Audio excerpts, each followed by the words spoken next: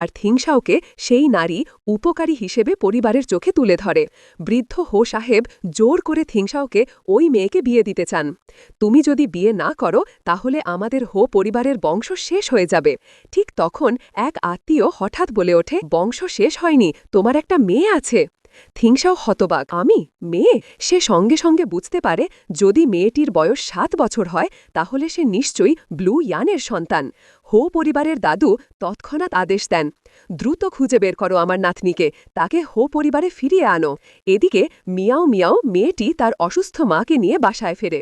কিন্তু তার খালা লিউ ইয়ানচুন তাদের ঘর দখল করে রেখেছে। খুব খারাপ ব্যবহার করে মা মেয়েকে তাড়িয়ে দিতে চায়।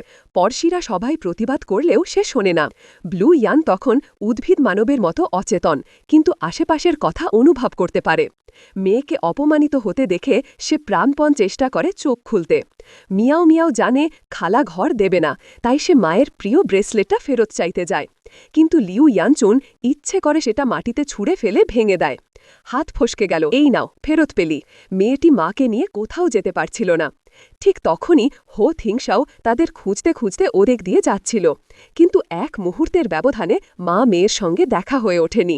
কিছু ভালো মানুষ এসে ব্লু ইয়ানকে আবার গাড়িতে তুলে দেয়। তারা মিয়াও মিয়াওকে কিছু টাকা দেয়, এগুলো নাও, মায়ের চিকিৎসা করাও। ব্লু ইয়ানের চোখে তখন কৃতজ্ঞতার অশ্রু।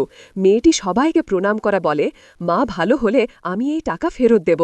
সে টাকাগুলো নিয়ে হাসপাতালে পৌঁছে যায়, কিন্তু সেখানেই খালা লিউ ইয়ানচুন এসে হাজির হয়। সে টাকাগুলো কেড়ে নিয়ে চিৎকার করে